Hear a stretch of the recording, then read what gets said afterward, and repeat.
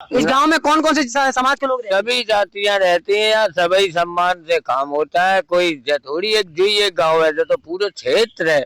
एक जात के लोग ब्राह्मण ही रहते हैं कि सभी जाति? नहीं नहीं, सभी जातियां, वो तो लिखा पड़ी है, थाने दरोगा नेकपाल सब पे। तो फिर ये क्यों कहा जाता है कि ब्राह्मण का गांव है? अरे ये तो अपनी अपनी बातें कह रहे हैं लोग बाग।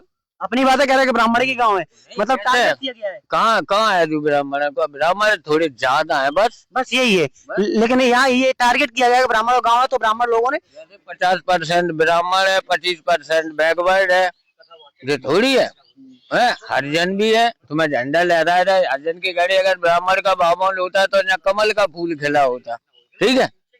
और नहीं, जो हाथी का लहरा रहा है, हमने टांगे, इनके हमारे घर है, जिनके घर है बे टांगे।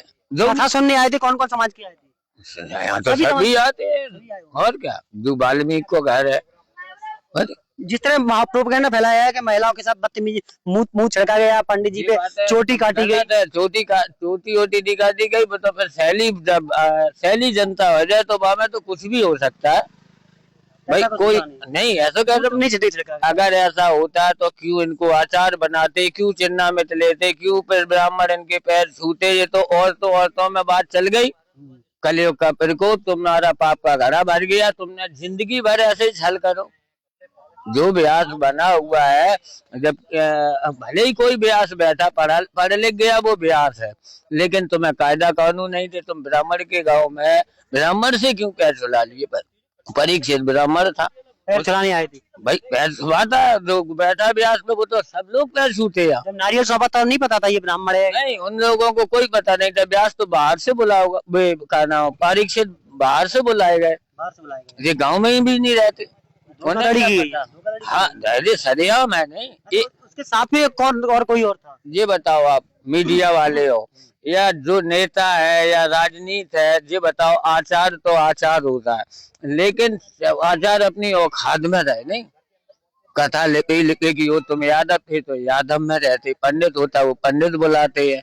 अब महात्मा को कोई मतलब नहीं होता किसी जात से, कोई मतलब नहीं होता है। जो तो राजनीति वाले नेता लोग है, वे अपनी राजनीति कर रहे हैं। अरे जब देखते गांव की स्थिति, एक सनातन धर्म की धज्जियां उड़ाई गई, भागवत की, कोई ऐसा होता जो उसे संभाल सकता, किसी ने तो नहीं संभाला।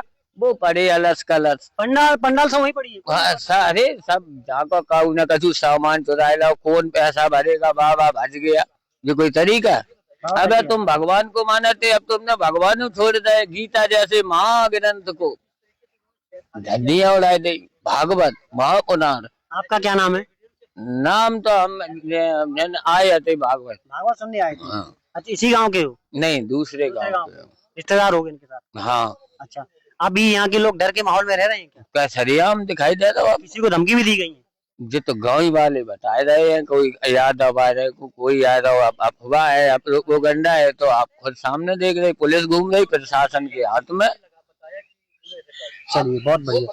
जिस तरह देखा गया है कि दादरी गांव में, जो दादरीपुर गांव में लोगों के द्वारा भ्रम फैलाया गया कि एक ब्राह्मणों का गांव है, इस तरह भ्रम फैलाया गया, यहाँ इस तरह चोटी काटी गई। लोगों का बयान है कि हालांकि चोटी काटी गई, लेकिन जिस तरह मुंह तो छिड़कने का मामला सामने आया, ये सब भ्रामक बातें। उत्तर प्रदेश के दादरीपुर गाँव में आए, जहाँ पर देखा जा सकता है लोगों में काफी आक्रोश है।